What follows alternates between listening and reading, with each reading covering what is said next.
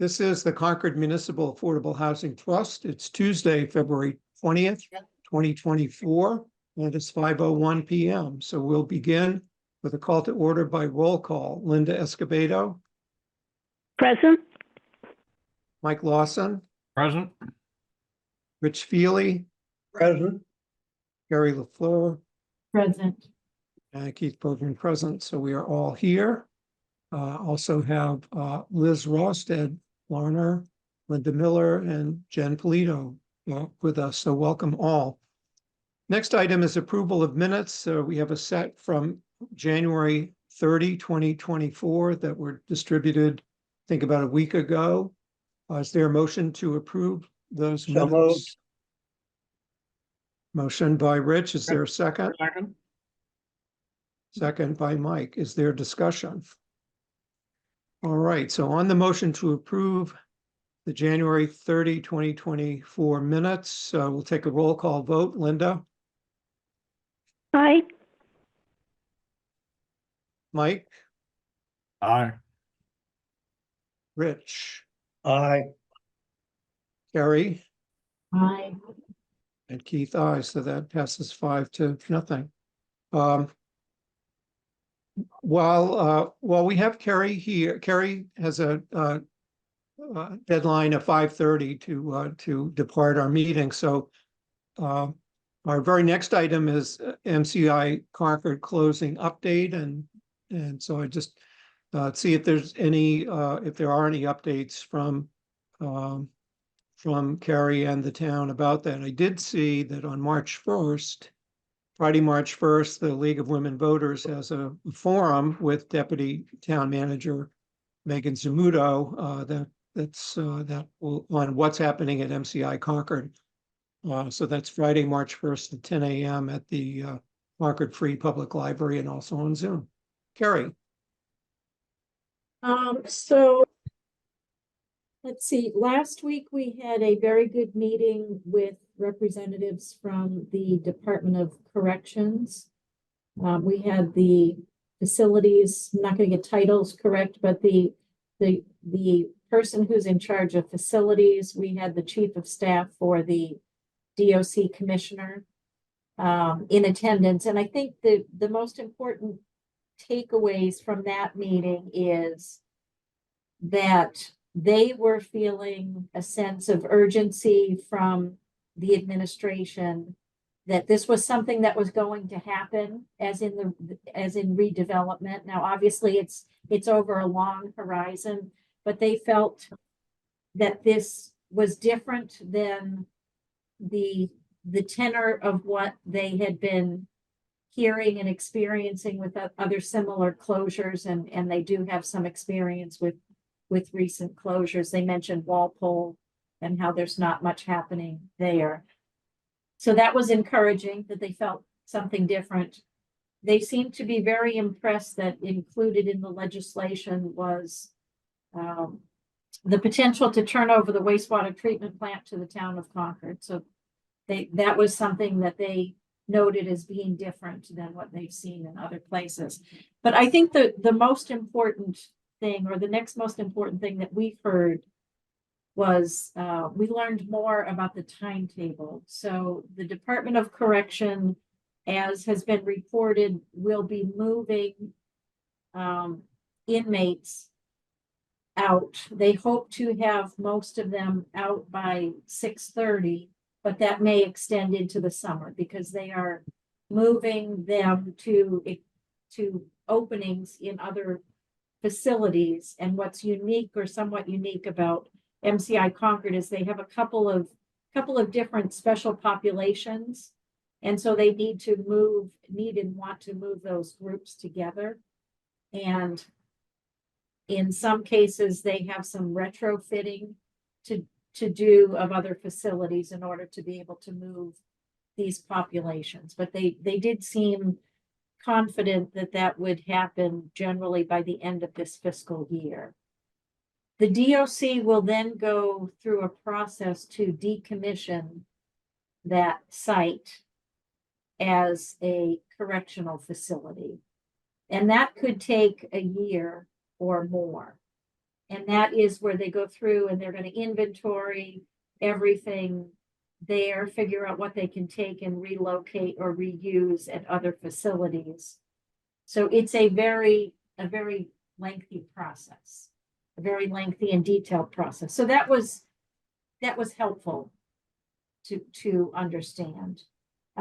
We have a meeting on the books with DCAM, which is the agency that will receive this property from the Department of Correction when the Department of Correction is able to turn it over. So we are meeting with them next week, and we will hope to gain a better understanding of what they have in mind for that term sales partnership agreement that's included in the legislation. To date, we're not really sure what that means, and I don't know that DCAM has a model for that, but we will be talking to them next week about that. Very good. Thank you, Carrie. Question from Mike. Unmute, Mike. Yes, thank you, Carrie. With respect to the legislation, has there been any movement or coordination to see if the language can be a little bit more favorable to Concord and in this process?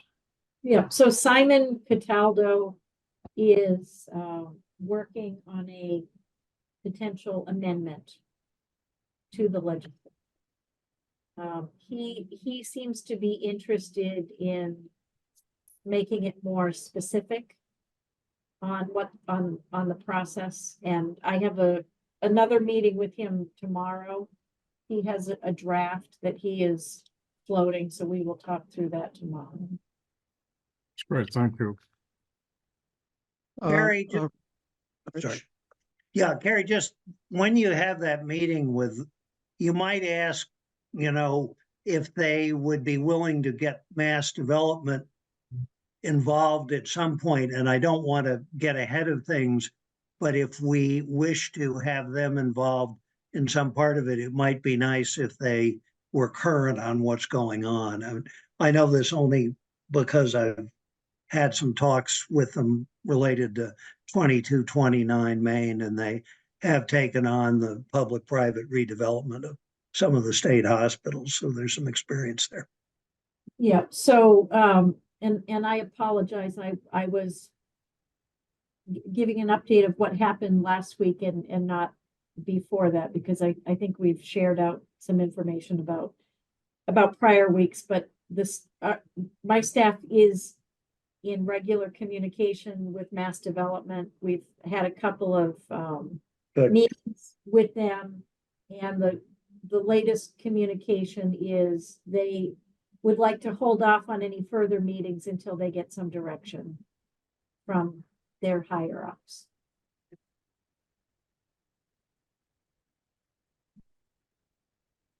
Thanks, Carrie. Is there further thought about what the town's internal process might be for we're all going by the one voice, having the town speak with one voice to the state.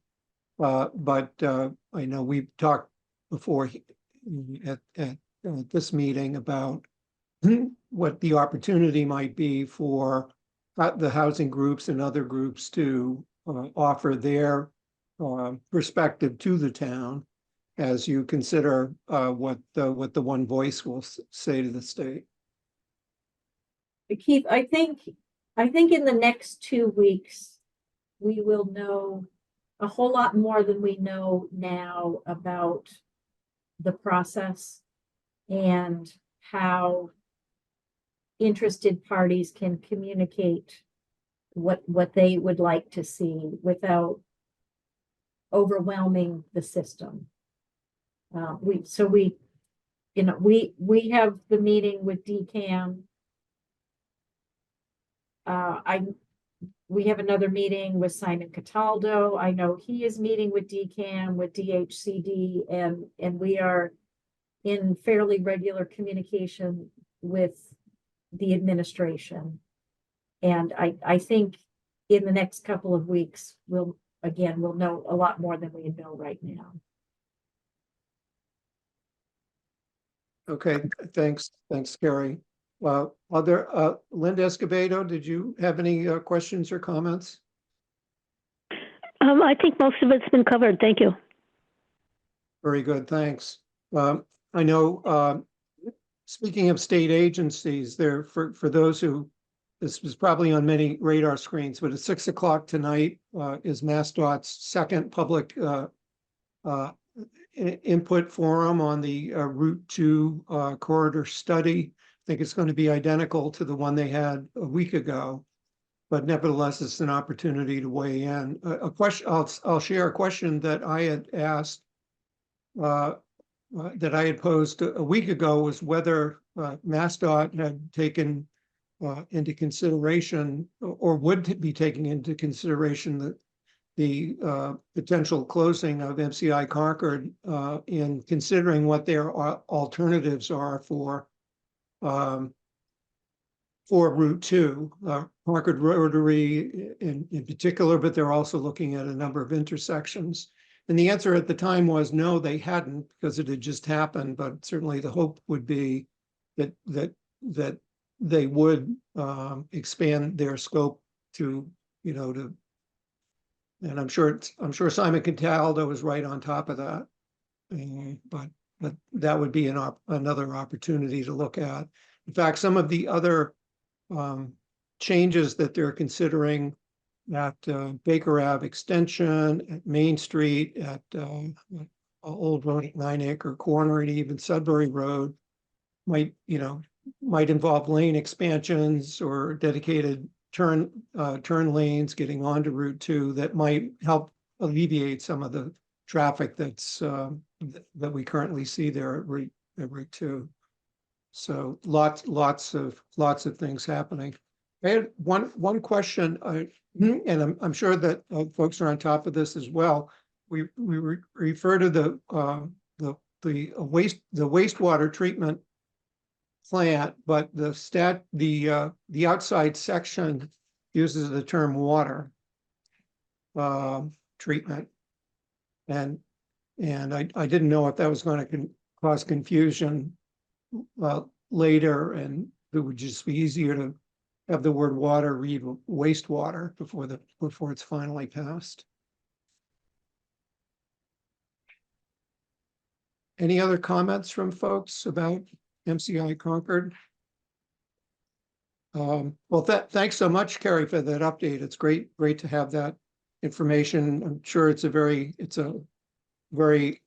time-consuming, if not life-consuming, task to deal with this project. And thanks so much for your leadership. I had one other thing while you're here, and we've got 15 minutes left. The only thing that I was going to ask for the trust to consider a vote on tonight, it has to do with the Novo 40B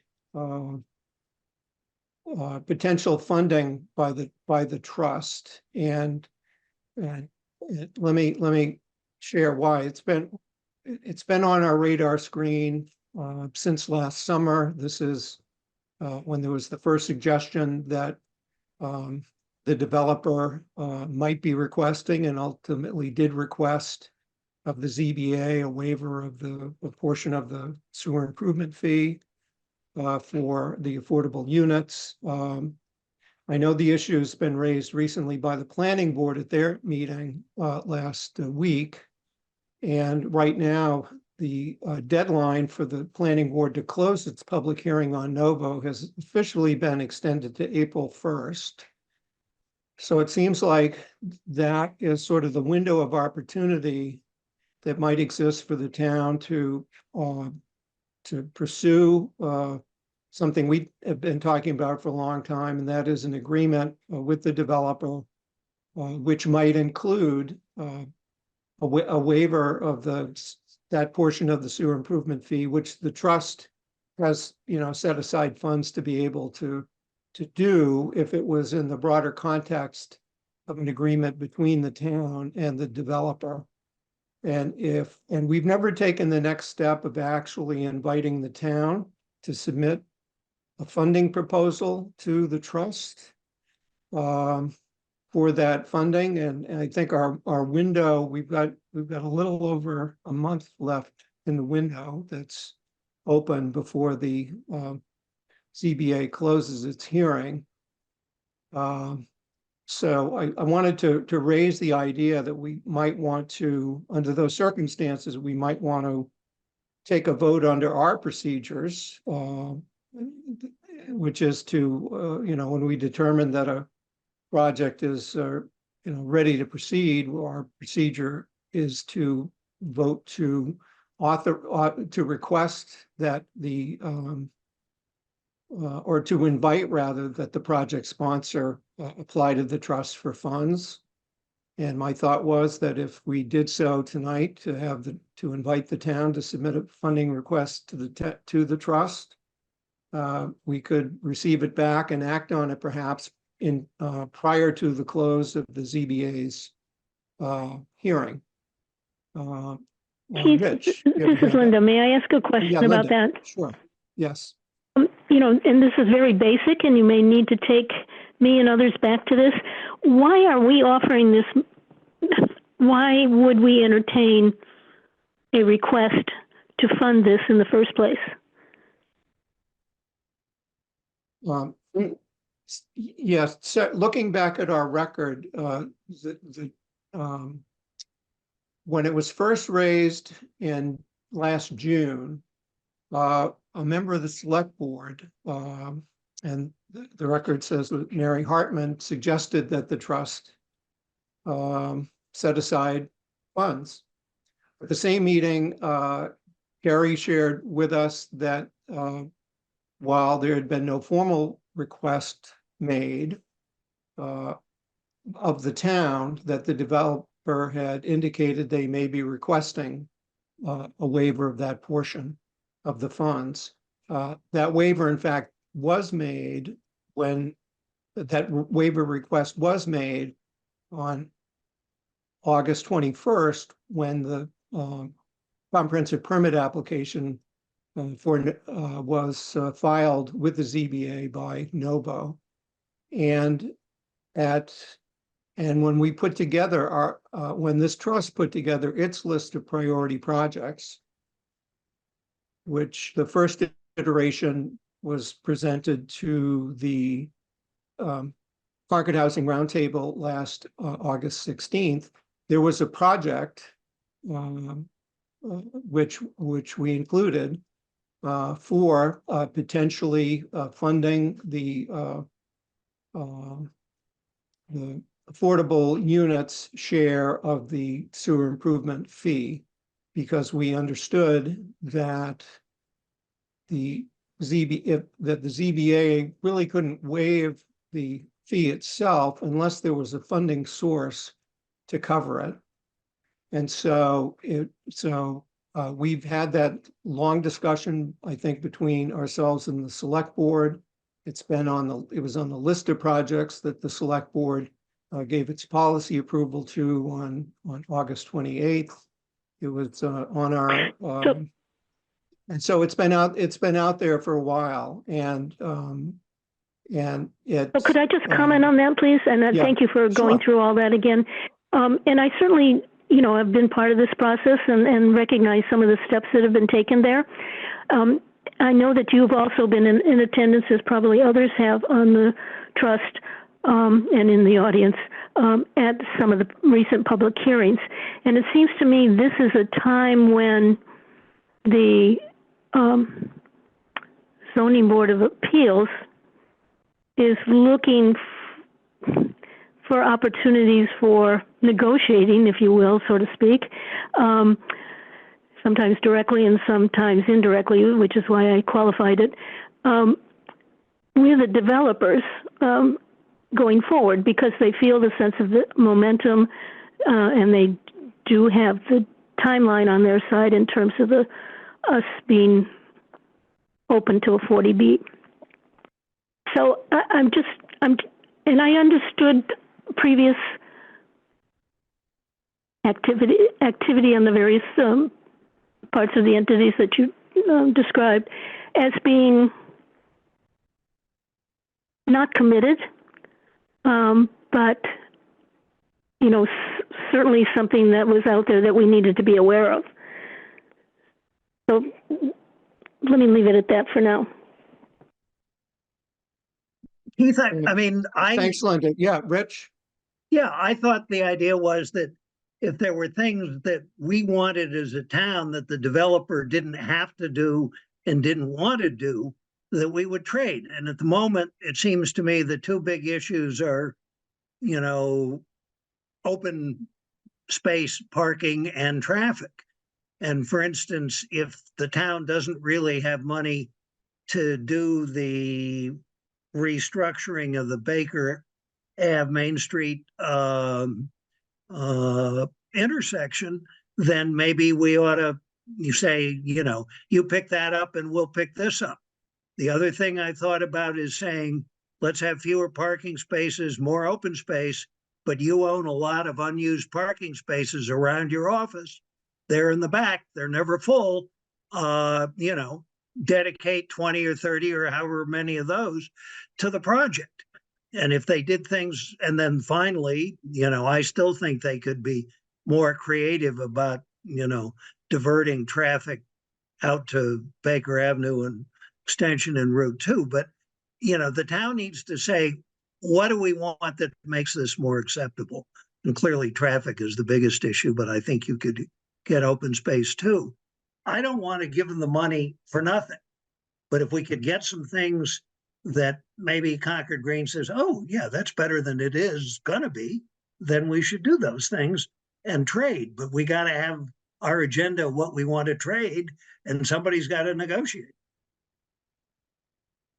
Yeah, thanks, Rich. And I think in reciting the prior steps, I may have glossed over that when the trust sent its August 2nd letter to the select board with our comments on the site and suitability application that Novo had filed with Mass Housing, our specific recommendation to the select board was that the select board should negotiate a host community agreement with the developer, addressing whatever, as Rich says, whatever mutually agreeable issues that you could settle outside the scope of the comprehensive permit decision, and that could include the one thing that had been identified by the developer is seeking a waiver for a portion of the sewer improvement fee.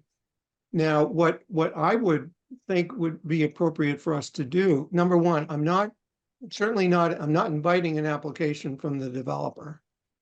I think, though, it would be reasonable for us to invite an application from the town to fund whatever agreement they reach. And it seems like they've got between now and April 1st to reach such an agreement with the developer on whatever outstanding issues are there. It's a fact the developer has stated at public meetings some months ago that they really didn't want to do a host community agreement. And if that's their answer, fine. They were still as recently as the most recent ZBA hearing, they were still looking for a waiver for the portion of the sewer improvement fee, which the ZBA chair indicated, really, if there's not a funding source, that's really outside the scope of what the ZBA would be comfortable doing. So what I'm suggesting is before we run out of time, we may just want to send a signal back to the town that, hey, there's this window of opportunity to reach an agreement, to negotiate unresolved issues with the developer before the hearing closes. And if you wish to do that and you need a funding source, you could please apply to the trust on whatever terms and conditions that the town feels is suitable. So, Keith, Linda. this is Linda. I'm going to muddy the waters here a little bit with an additional issue that came up, and I think it came up perhaps after you left the ZBA meeting the other night, and that was whether the town wanted to push for local preference and or some combination of local preference and workforce opportunity for the affordable housing units.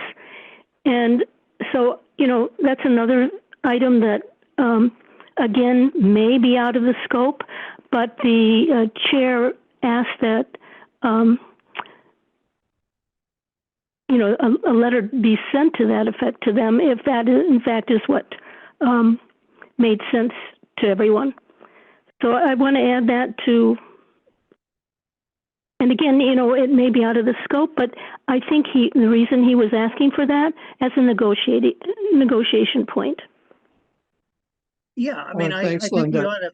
ought to send that letter, but I don't see why residential preference makes any difference to the economics. We want the maximum residential workforce preference, but you know, if they can't get enough locals in X period, they can go outside. I'm sure Liz can confirm that. So that to me is not an economic issue. I want to force the developer to spend some money on things we want that they don't have to do. So I guess what I was able to watch the entire ZBA meeting once the YouTube version went up. So so thanks, and I saw Linda, and I'm glad that you brought that matter to the full Board of Selectmen, and that some action is going to be taken on the local preference, because I think coming from the select board to the ZBA, I think that's going to answer it. And thanks for Yeah, and raising of course that there've been, important issue. I think, as I just stated, I think there's an interest in, I'm going to guess, in some combination of local preference as well as meeting workforce needs. Right, and I would, there was a group that had been formed to advise the town on negotiating an agreement, and I was asked to be on that group. We haven't met in many months. But I think that, and in part because the developer had sent the signal they weren't interested in the agreement. And I guess why I'm raising that now before the trust is that if we can help nudge things along, I took it as a nudge from the ZBA chair when he said, you know, there's a way for you to get the funding. And my ears were burning at that point. And so by the time, so I think we're nudging. So I took that as a nudge from the ZBA to the developer. I think that we ought to do some nudging ourselves to see if we can help get an agreement. We're not the negotiators of the agreement. The town is. We're happy to help. And there are definitely some identified issues, and I think we're getting close to the finish line.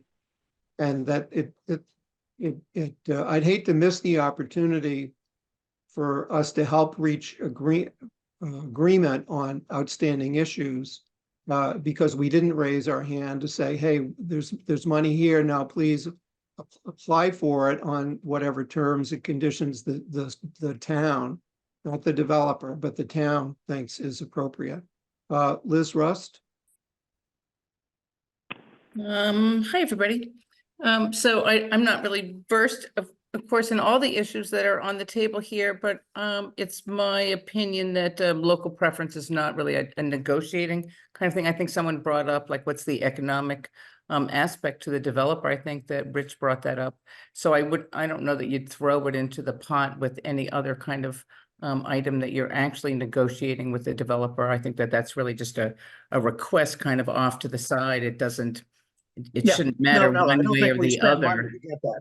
Right. So I just would just wouldn't want them to think like, well, I'm giving you local preference, so therefore I'm not going to give you this other thing, right? Like it doesn't feel at all to be apples to apples when you're talking about real items. So I just wanted to offer that, because there probably are some real items to discuss, but local preference is not one of those. Thanks, Liz. I guess I'll turn to Carrie if it's all right, and maybe just say, is it helpful for, if it's helpful or not harmful for the trust to vote to invite the town to submit an application to us for funding under whatever terms and conditions the town wants to do.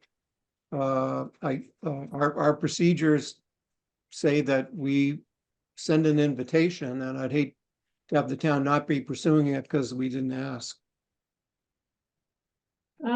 Well, I certainly can pass this information along to Megan. We're having this discussion at a public meeting, so I think whether or not the trust votes, there's a record of some interest in offering to the town to submit an application.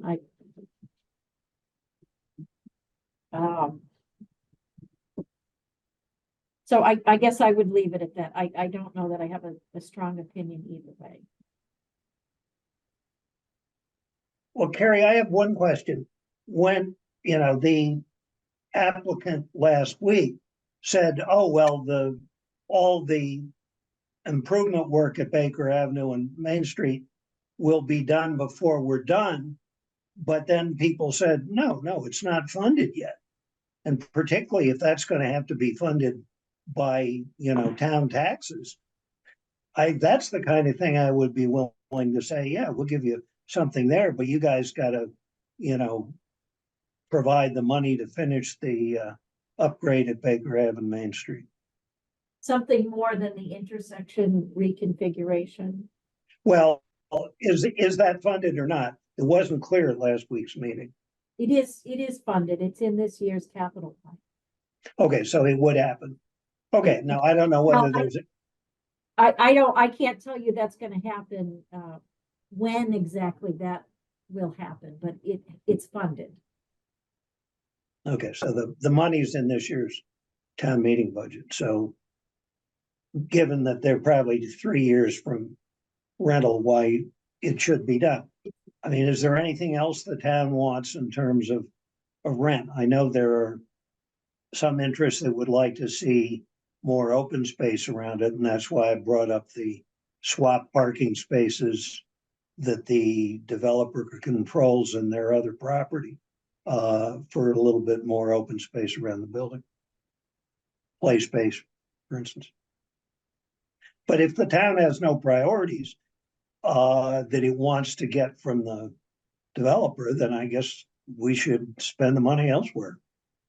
Well, I wouldn't say the town doesn't have any priorities. I mean, we have staff assigned to this project, and one of their roles is to gather input, listen to what people are saying they would like to see, and be filtering that through the ZBA to potentially get included in a decision.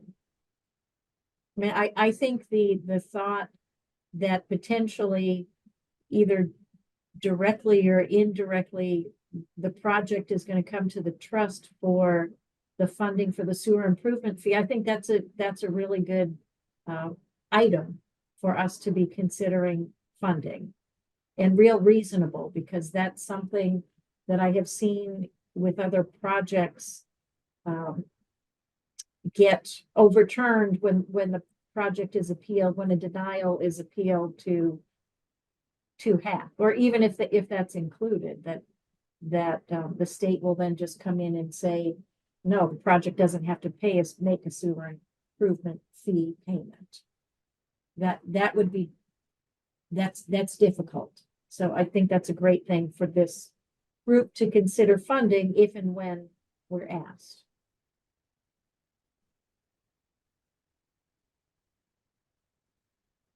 But I don't think that. I was going to say, I agree. Yeah, go ahead, Carrie. I was just going to say, I don't think we need to chase people to give our money away. people know that we're here and that we have funding and what the purpose of the funding is. And I know internally, staff is aware that the trust is a potential source of funding for the sewer improvement fee, but I'm happy to communicate that again to make sure people are aware. I think that would be very helpful, Carrie, and let me say, when I started preparing for this agenda item, that was been working on this for what the next steps are for a while. When I started working on this, our deadline was March 11th. And because that's when the 180 days is up. And the ZBA in their discussion and extension has now extended it to April 1st, which gives us a little more breathing room. I'd feel the mission was accomplished if we could hear back from the town at our next meeting, which will probably be in a couple of weeks, whether the town will be wishing to pursue the funds or not, because in a couple of weeks, you only have a couple of weeks left before the ZBA hearing is concluded.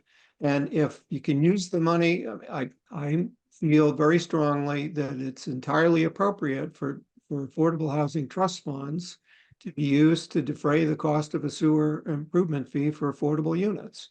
And I'd love for us to be able to spend our limited funds on getting bragging rights for 51 affordable units, because we're not getting it through anything else that's on our radar screen. But it would be in the town's best interest, I think, we all think, if our funds could be part of a larger agreement that makes sure that between the decision of the ZBA and whatever accommodations the town can reach with the developer, that all the outstanding issues get addressed. And I know we'd love to be a part of that.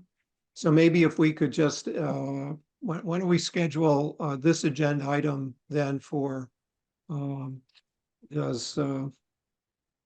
see, 2 weeks from tonight is March 5th. Is that, we want to try for either March 5th is also the last Tuesday before the ZBA's next public hearing on Novo, which is March 11th. Would we have enough time? Does that make sense, March 5th? For us to meet and get an update from the town on whether these funds are needed for the deal with Novo, or should we push it off further? So I'm not here, Keith, but I could have Megan come to that meeting. Okay. Very good. Well, and folks, are other members able to be here on March 5th? It's a presidential primary, but we will be we'll be meeting only for an hour. Yeah, as long as we're finished by, the planning board, I think, has a presentation that night at 7. That's right, yeah, on the economic feasibility analysis. Okay. Right. Linda, does March 5th work for you? At 5 o'clock? Yes. Yeah, I Okay. think it does. All right, so we'll table this matter for 2 weeks and meet with Megan and discuss next steps, and happy to be a resource between now and then, Carrie. So thanks very much. Is there anything else on our agenda? I would just say that I like it better this way, and that is having some potential entity come to us to ask for funding rather than for us sort of driving the funding. So we should really, I think it's appropriate to, the town knows we're here. And so I think that we should let them gather their their facts and their interests and then come to us with a proposal that we can either encourage an application or tell them no thanks, whatever trust preference is. Very good. Okay, well, let's do that then. Thanks very much. Carrie, is there anything else on our agenda that you wanted to comment on before you have to leave? No, Okay, thank you. thanks for being with us tonight. All right, next item is a debrief on the Affordable Homes Act. And I'll turn that over to Rich to talk about LOHA's municipal sign-on letter campaign. Yeah, as of this afternoon, I believe 10 towns had signed on, including a couple that haven't yet passed it. The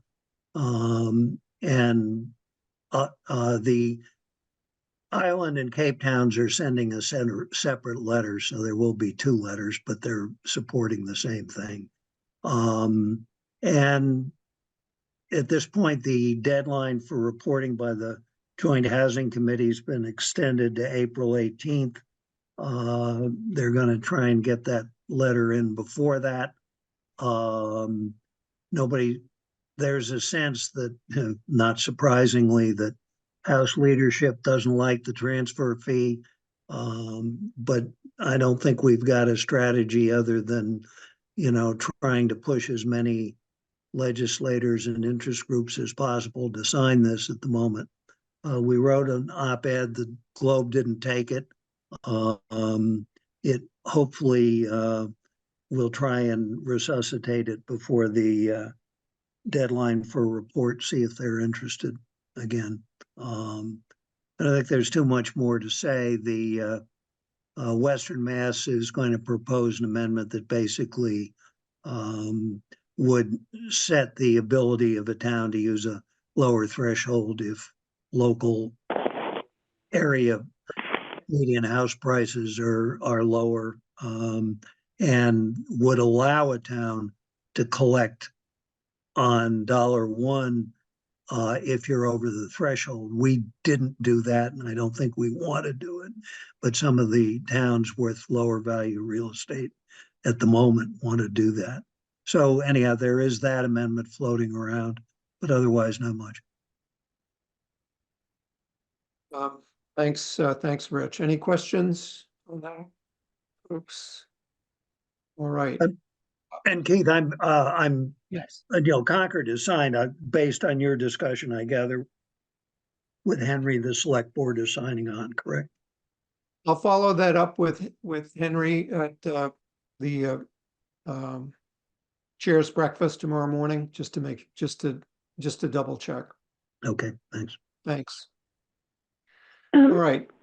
Yes. And Rich, is it likely to be, this is Linda, that a second letter will be needed if it comes out of committee? Yeah, when it gets to the bonding committee, I wouldn't say no, but at this point, there's not one that we're planning. I don't think anybody quite knows what the bonding committee is, when they're going to meet and what they're going to do, or whether they'll simply look at the bonding provisions and stay away from the policy provisions. Okay. The reason I raise that question is, Keith, at the chair's meeting tomorrow morning, I think it's helpful to just remind people that this is a process, and even though the select board feels as though they've already submitted multiple letters, that they may be asked to submit a couple more this fiscal year. Yep. Very good. Yeah, I will be sure to do that. Thanks. I can see, particularly if it gets through one house with a transfer fee and the other house wants to take it out, that we need to write there and say, please don't take it out.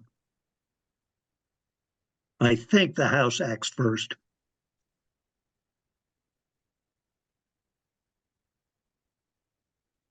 Very good. It'll be a busy year. Next, we'll go to an agenda item on preparing for the pre-town meeting public hearings. First, I was pleased to see that the joint letter to the editor from the 4 housing groups made it into the Concord Bridge last Friday, and it's online. It's great to see it there. And just to prepare ourselves, there are now 3 public hearings that we'll need to cover.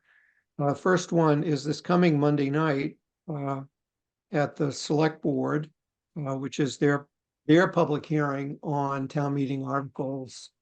I guess not assigned to either the FinCom or the Planning Board. They're heard by the Select Board. And that includes the fossil fuel-free bylaw amendment that we are supporting. I have to say, I'm still working on our letter, which the trust authorized to go to the ZBA, advocating fossil fuel-free 40Bs. And working on that from a couple of standpoints. First, turns out the state has not yet approved, the Attorney General has not yet approved Concord's fossil fuel-free bylaw, and I think that's expected imminently.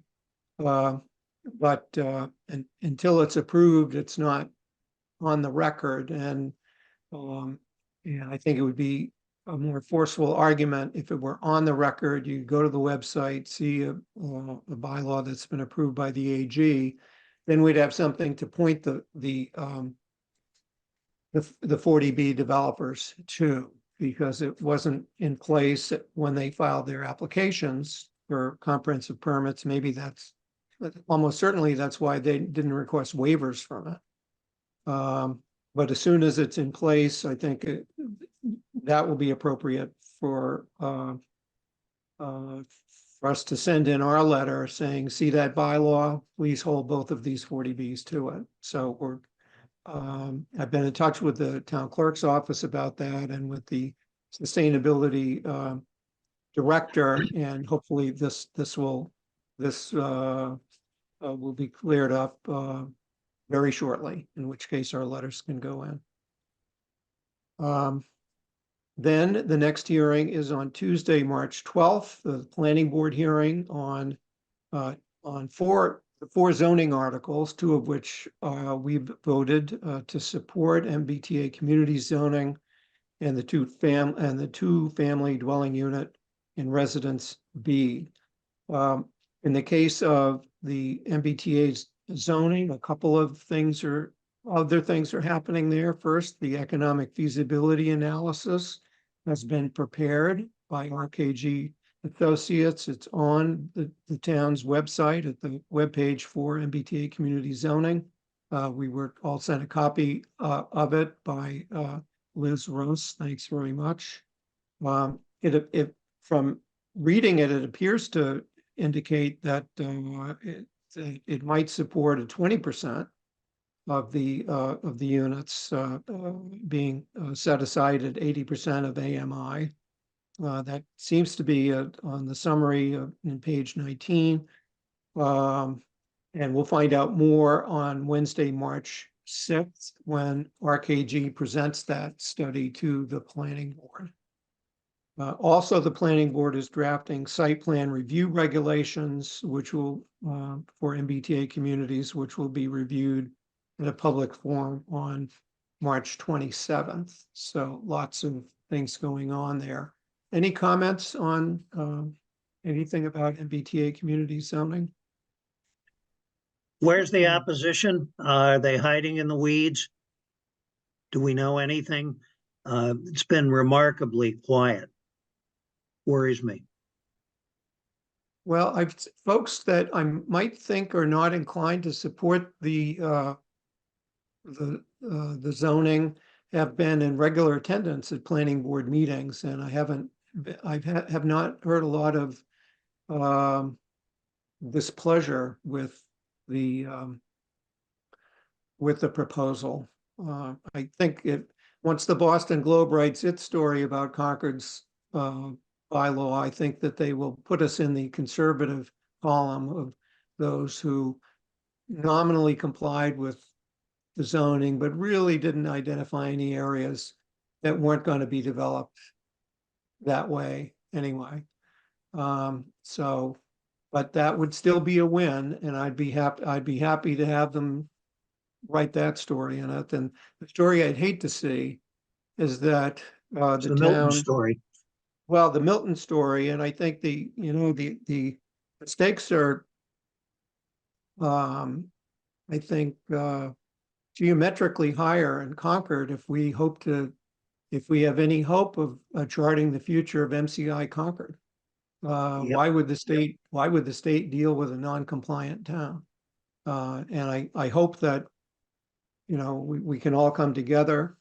I really applaud the work that the planning board has done over these many months in getting us this far, and I just hope that we'll have the support of town meeting, and that we'll be on good terms with the state for all that we hope that the state is going to do to help Concord.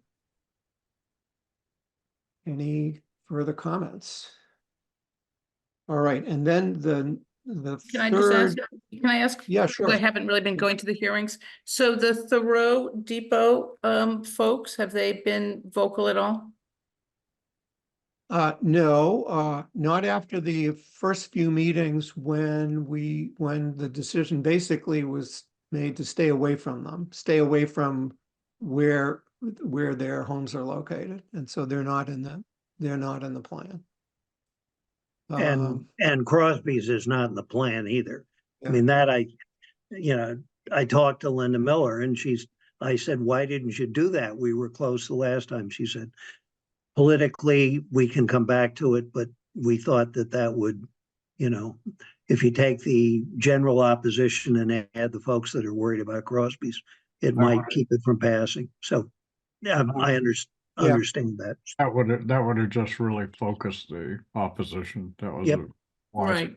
So Yeah, the people we in could- that district that's over there, the Thoreau district that's identified, but that's no opposition there? I won't I- say you won't get any, but Stefan. Well, would prefer- yeah, you're probably I haven't heard much. Okay, thank you. we'll keep our fingers crossed. Yeah, Stefan. I think you will hear opposition from the folks who fear that they will be the first ones evicted by redevelopment. The So, Thoreau Gardens folks. the Thoreau Gardens folks, and I Yeah. can't say that I blame them. Nope. It is, that argument is out there and it will be heard. The question is it connected enough and persuasive enough, and does it have enough voters behind it to be insurmountable opposition? Yeah, I know one of our board members is gonna probably speak on that, and I understand where she's coming from. I think we've got to say, nobody likes everything about this, but it is compliant and it will get us some more housing, and we got to focus on the principle and not the plots.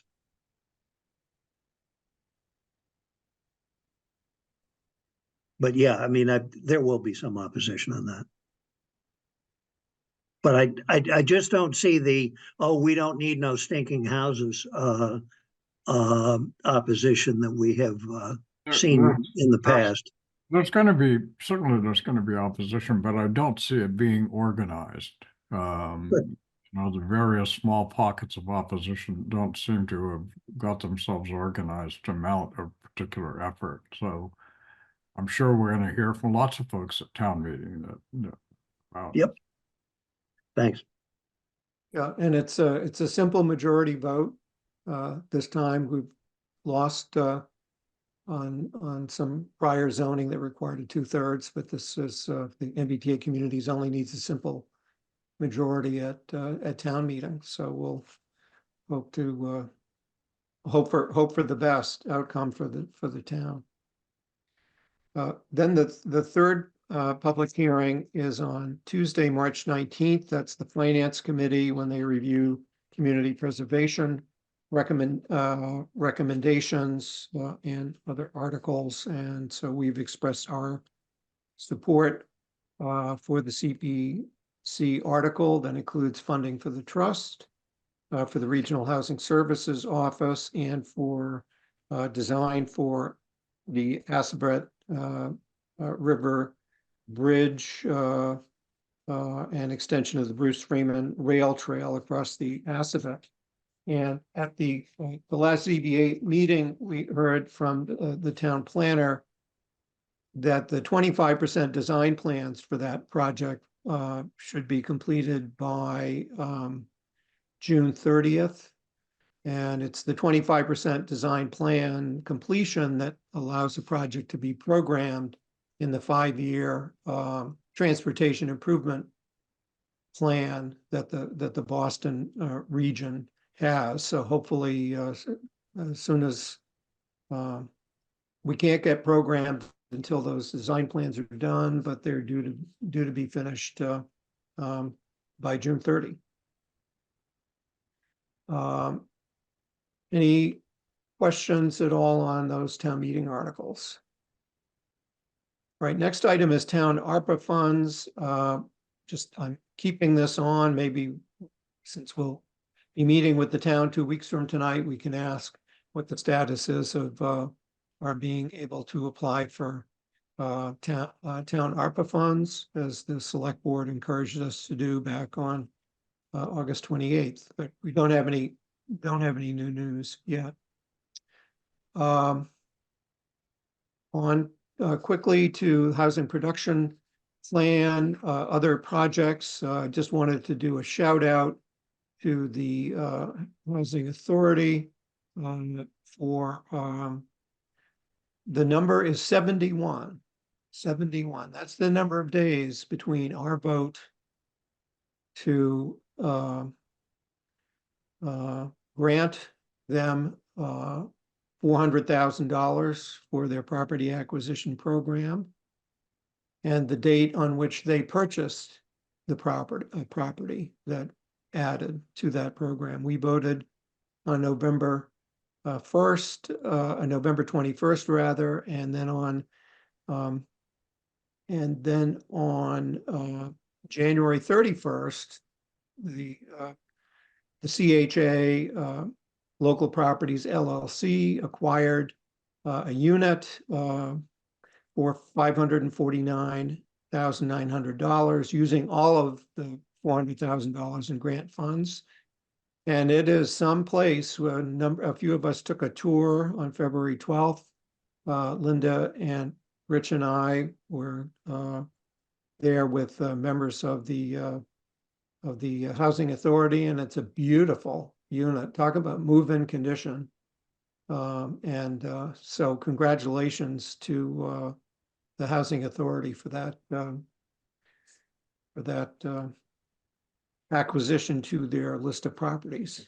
And now I know it's going to take you a while longer to get all the paperwork to deed restricted and all of that, but congratulations. Seeing no one else with their mute off, I'll say thank you, Keith, and hope that we can be back again next year for another one. I hope so too. Yeah, don't be a stranger. Next is here, any updates to share from the Concord Housing Development Corporation? On Assabet, Junction, we know is Junction Village is paused till September 30. Anything new with Assabet River Homes on the Bluff?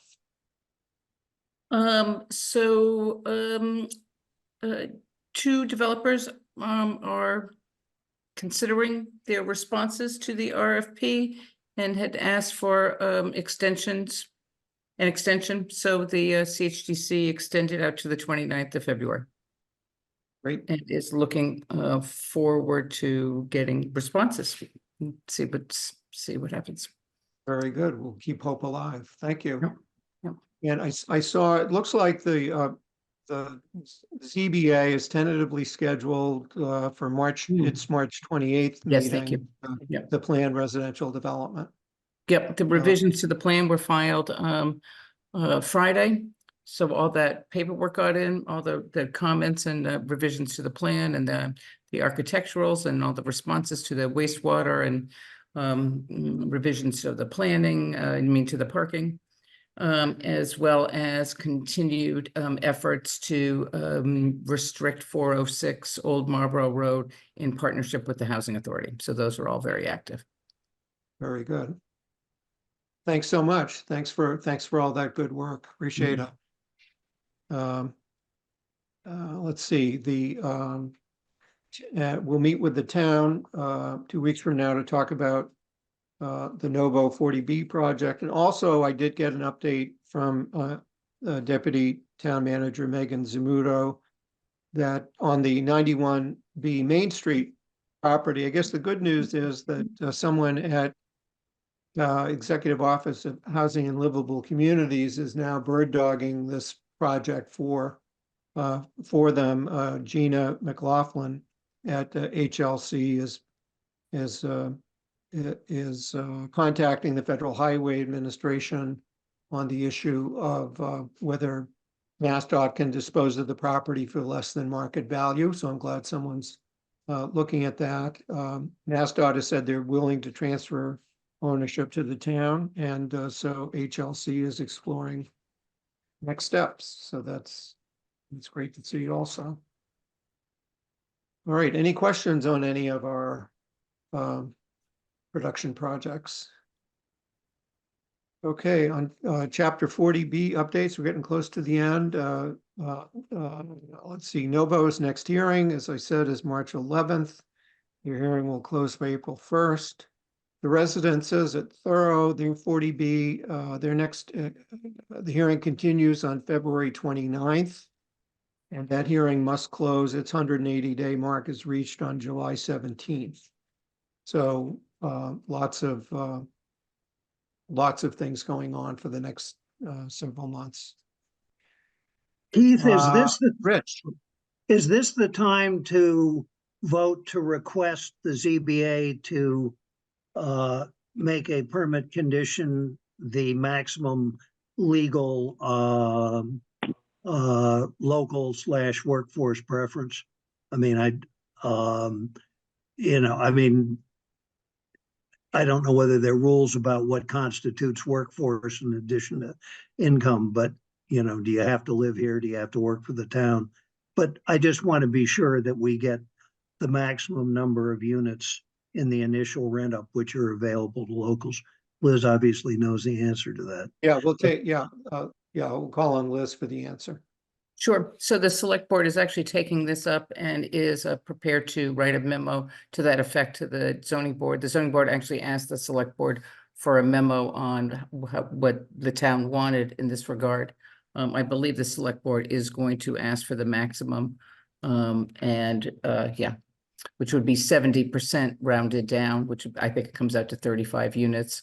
And it's, live in Concord, work for Concord. Essentially that's children in school in Concord.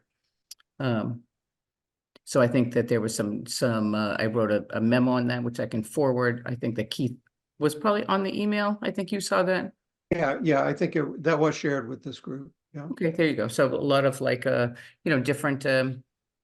different yeah, look at that. Got a nice little note from Zoom that they just lower your hand automatically once you start talking, right? So it's a new feature. Yeah. So some communities have lowered that's nothing compared to reading the summary of this meeting that AI is producing. So watch out for that. So some communities have lowered their percentage in sort of deference to increasing diversity in the community. Newton, Brookline, Natick. So just provided some of that information. But I think that the town and the select board are interested in maximum local preference. Does it make any difference if we take a vote to that effect? Or you think it's But going to I think happen if anyway? you wanted to, and then you would just tell the select board and they would include that in their deliberations on the matter. Is there any harm? I mean, if not, I would move that we request the select board to request the maximum maximum legal, local preference, including, local employees. Well, I would second that. I think we might as well get our point of view in the Yep. record. And this is for both 40Bs we're talking Right, about? this is Linda.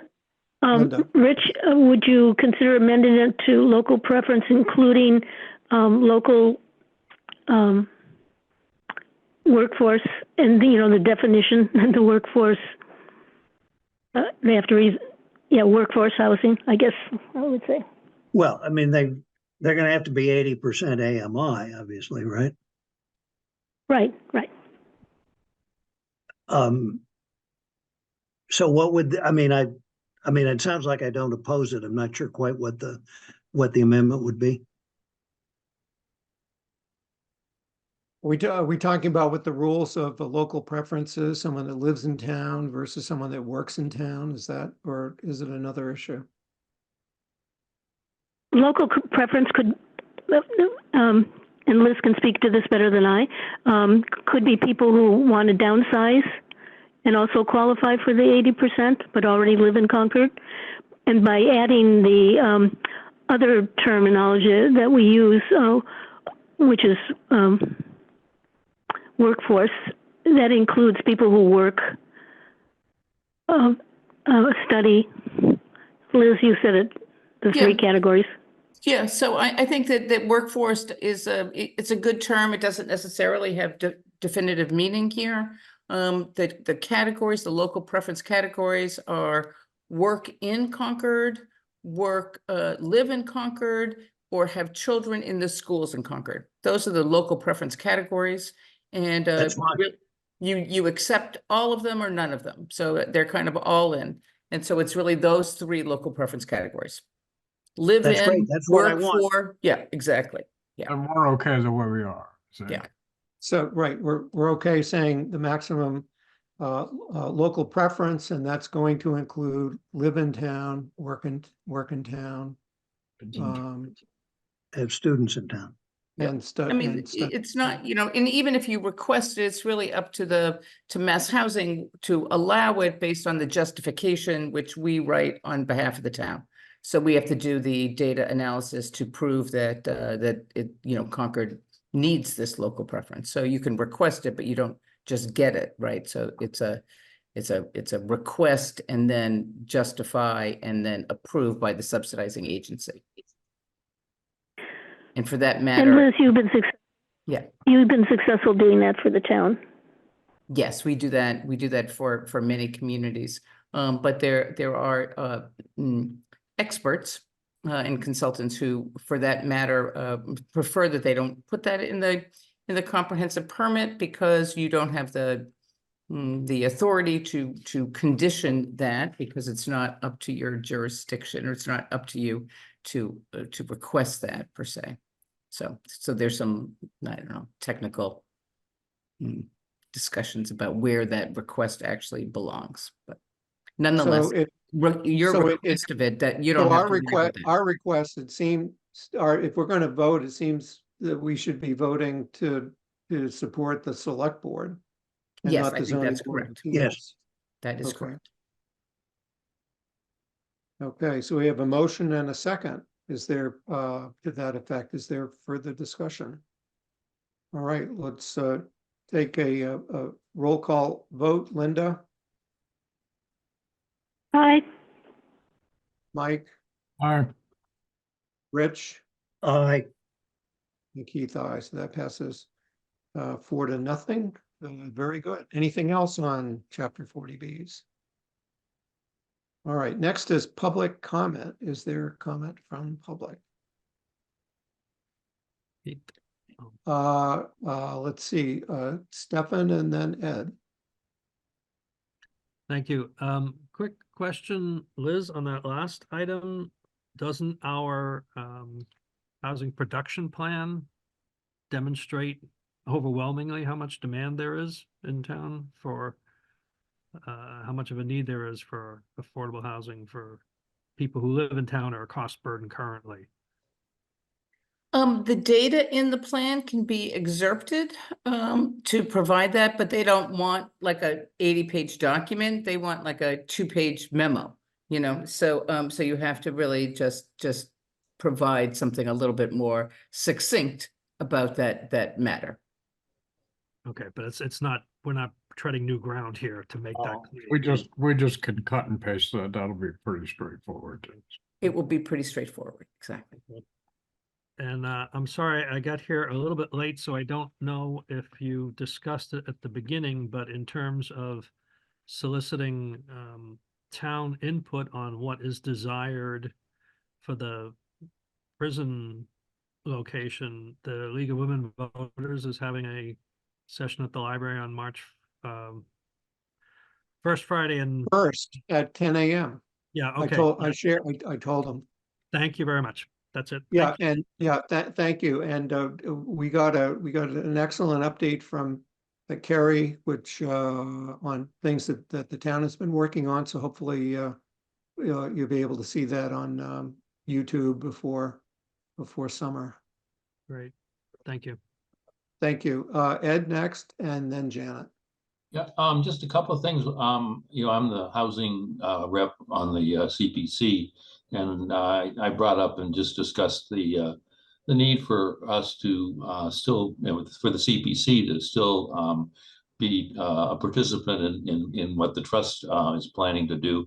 I know, Keith, you've always been attending the meetings as well, but just in the long, you know, I believe that CPC will continue to provide funding even when these state warrant items have been enacted and funding is coming in through that way.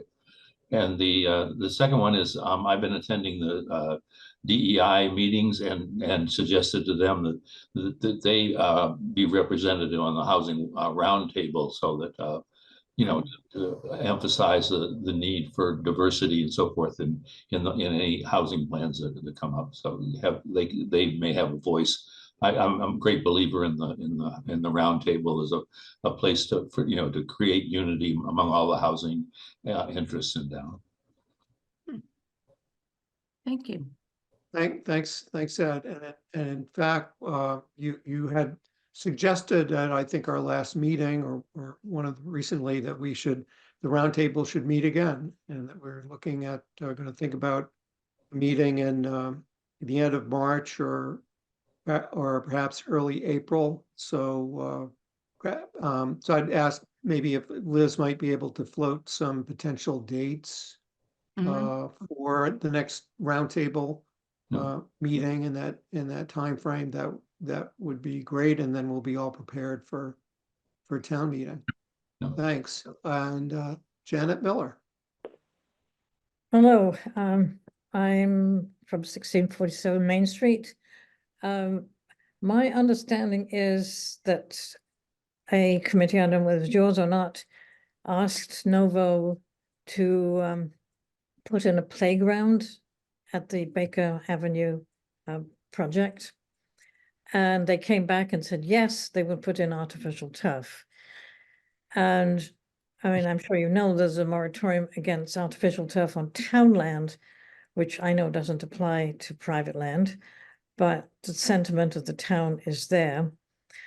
Also, this morning, Kyla Bennett, who is somebody who used to work for the EPA and now works for Public Employees for Environmental Responsibility, gave a talk at Concord Can on artificial turf. And she was saying they all contain PFAS. They finally admitted to that. And there are a whole lot of other, things that act hormonally and cancer-causing agents, etc. So I don't know what you can do to push back against this. Carla Bennett also actually mentioned a product which was environmentally friendly called Corkeen, Corkeen, which doesn't contain these nasty chemicals.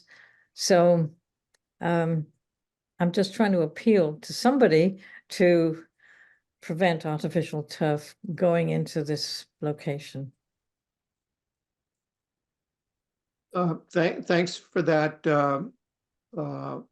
feedback. I don't know that our group has taken a position on the playground. But I was very troubled as well to hear that that artificial turf was planned. I thought it was in all the papers that was not a good thing to do anymore. Rich, It wasn't go our ahead. group. It wasn't our group that requested. Yeah, it was the foundation that pushed for the Foundation. playground. Yeah, And, I mean, they were responsive. I wouldn't bet, if it's no more expensive, they might go with what Janet's suggesting. I'd actually suggested to one of Janet's colleagues that they go, I'm trying to remember the local fellow who's been retained as a consultant by Novo and tends to be the first person you see at public meetings. Anybody remember his name? Kevin Hurley. Yeah. Kevin Hurley. I think you should go to him first. I'm not saying that we, if the town gets together a negotiating position, we can't put it there, but I would not be at all surprised if that's a giveaway for them. Yeah, Kevin's a pretty straightforward guy. That's a really good suggestion. And Janet, I would also suggest that Carrie had left by the time your public comment, but I would certainly write to her and make that point quite clear to her. I mean, that's the kind of thing we could clearly put into an agreement that provides funding for the sewer connection fees for the affordable units, but on the condition you do X, Y, and Z. Yeah, but it would be much better if that came from the town in its application, if in fact there's going to be one. But I would definitely see Kevin sooner rather than later, because it may be a non-issue. They may say, great, that's what you want. Is there some contact information you have for him? Just a second, let me check. I might have Kevin's. I need to find a pen. Hold on. Well, It may be in the file. Michael, I'm wondering if it's in the permit filings. I mean, he's certainly a consultant to them. Yeah, it would certainly be in the filing. I checked my email record. I don't have an email from him. I thought I did, but. But Janet, if you look online, the entire filing is there, and there's a list of, the developer, the lawyers, the architects, the landscape architect, and see if Kevin's there. And as I told Bev last night, personally, if you can't find it there, I'll get together with Michael. We'll find a way. But I do think this may be something that you can resolve fairly quickly. that's great. Thank you. And it's on the town website. It's filed on the town website. Yeah, just Google Novo Riverside Commons, Concord, Mass, and it will give you a website that has the entire permit application on it. I mean, way more information than you wanted. All right. Thank you very much. I appreciate that. Thanks again for the question. Thank you. I see Ed's hand up again. Yeah, Okay. just to note, CPC helped fund the Emerson Field restoration in 2022-23, and the new the surface of the playground there definitely is not one of those toxic materials things. It may be this corking thing that we were talking about. I'm not an expert on that, but we may be able to look at what was done at the Emerson Field. I think the Emerson Field has a poured in place covering, as does Rideout, which does contain various toxins. It's not as bad as the crumb rubber, which scatters all over the place, but I believe that it is toxic. Okay. Thank you. All right. I think we're, any other public comments? Okay, next item is schedule next meeting, which we've agreed will be Tuesday, March 5th at 5 p.m. on Zoom. And also we're looking at a housing roundtable for the end of March or early April. So is there a motion to adjourn? So moved. Second, Motion by Mike, second by Rich. On the motion to adjourn, we'll do a roll call vote. Linda, Aye. Mike, Mike? Rich, aye. and Keith, aye. So we are adjourned at 6:21 p.m. and thank you all very much.